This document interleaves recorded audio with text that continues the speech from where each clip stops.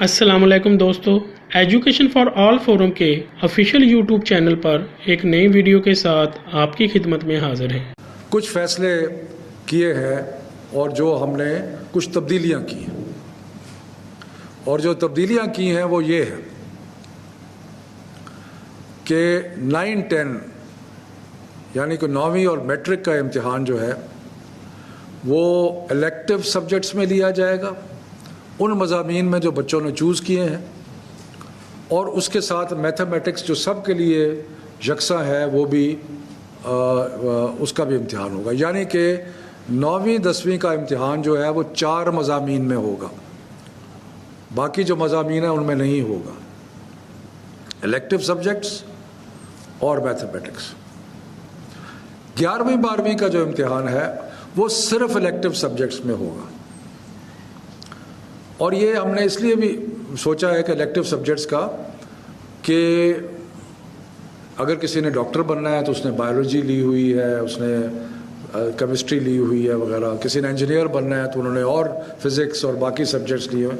तो जो भी किसी ने जिस स्ट्रीम में जाना है उस स्ट्रीम का इम्तिहान हम ले लेंगे, और जो बाकी सब्जेक्ट्स हैं उनका इम्तिहान नहीं देंगे।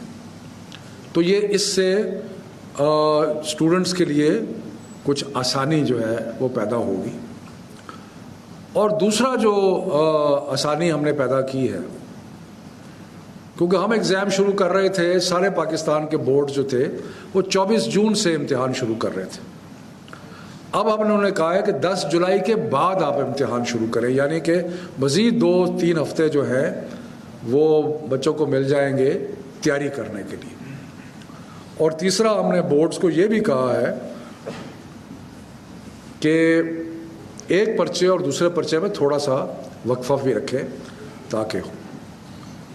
ये करने का मकसद ये क्यों किया है, और एग्ज़ाम तो है जैसे मैंने कहा कि हमने हर सूरत में लेना है, ये इसलिए किया है कि एक तो कोर्स सही तरह स्कूल चले नहीं तो सही तरह कोर्स पर मुकम्मल नहीं हुआ, और दूसरा ये कि एक विंडो बीमारी थोड़ी सी कम हुई है, इसको जल्दी से विंडो का फ़ायदा उठाया जाए, कहीं ये ना हो कि फिर दोबारा खुदा न खास्ता बीमारी जो है उसका।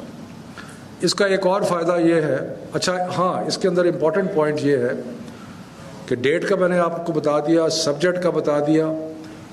10वीं और 12वीं के इम्तिहान पहले होंगे और 9वीं और 11वीं के इम्तिहान जो है वो बाद में होंगे। यानी कि अगर 10 जुलाई के बाद इम्तिहान हो रहे हैं 10वीं 12वीं के, तो फिर 9वीं 10वीं के जैसे ये ख़त्म होते हैं उसके बाद। और उसकी भी वजह है, उसकी वजह यह है कि हम ये चाहते हैं कि, और बोर्ड्स ने आज ये इस चीज़ का अंदिया दिया है, हम ये चाहते हैं कि तीसरे हफ्ते सितंबर तक सारे रिज़ल्ट जो है वो आ जाएं, और जब वो रिज़ल्ट आ जाएं तो यूनिवर्सिटी में और मेडिकल कॉलेजेस में और इंजीनियरिंग कॉलेजेस में और बाकियों में दाखिला जो है वो आसान हो सके और मुमकिन हो सके। वरना अगर ज़्यादा देर होगी तो वो फिर उनका टाइम टेबल जो है वो डिले होगा।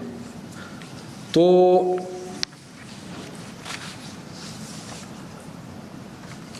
दूसरा ये फैसला किया गया है कि अभी हमने आपको पता है कि 10वीं और 12वीं की क्लासेस अलाउड कर दी हैं।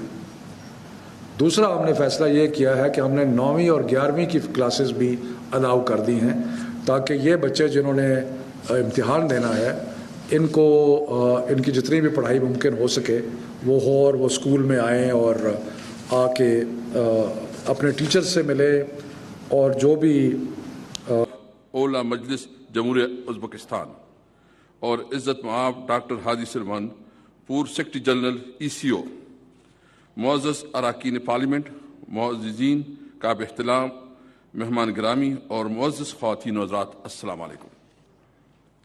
मैं दिल की गहराइयों से ECO ममालिक की स्पीकर, दूसरी पायको कॉन्फ्रेंस की मुल्की और गैर मुल्की मुंतज़मीन और तमाम हाज़रीन महफ़िल का शुक्रिया अदा करता हूँ जिन्होंने इस कॉन्फ्रेंस की तारीख़ी कामयाबी में अपना बुनियादी किरदार अदा किया।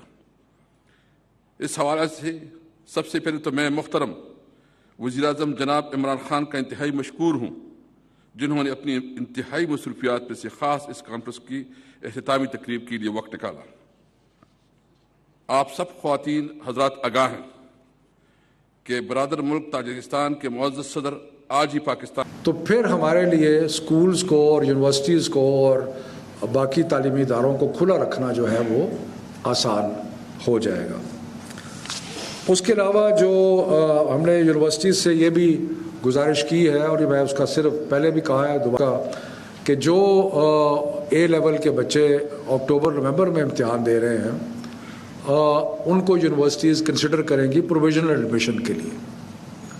सो उनकी प्रोविजनल एडमिशन हो जाएगी, वो इम्तिहान दे के अपना रिज़ल्ट जो है वो आके वो दिखाएंगे। और ये प्रोविजनल एडमिशन सिर्फ सरकारी यूनिवर्सिटीज़ में नहीं होगी, हम सारी यूनिवर्सिटीज़ से रिक्वेस्ट करेंगे कि जो बच्चे अक्टूबर नवंबर में A2 का इम्तिहान दे रहे हैं उनको अकोमोडेट किया जाए, जो कि ज़्यादा नहीं है लेकिन जितने भी हैं उनको अकोमोडेट किया जाए। इसी तरह हम इंजीनियरिंग और MD कैट और मेडिकल का जो एंट्री टेस्ट है उसमें भी कहेंगे कि जिन बच्चों ने अभी इम्तिहान अनकरीब में देना है उनको टेस्ट में बैठने की इजाज़त दी जाए। तो ये मुख्तसरन मोटी मोटी बातें हैं जो कि आज की बैनुल सूबाई वज़रा की जो मीटिंग थी उसमें तय हुई। ये फ़ैसला अटल है, जैसे हमने शुरू से कहा था और जिस पे आज भी कायम है कि इम्तिहान हर सूरत में होंगे।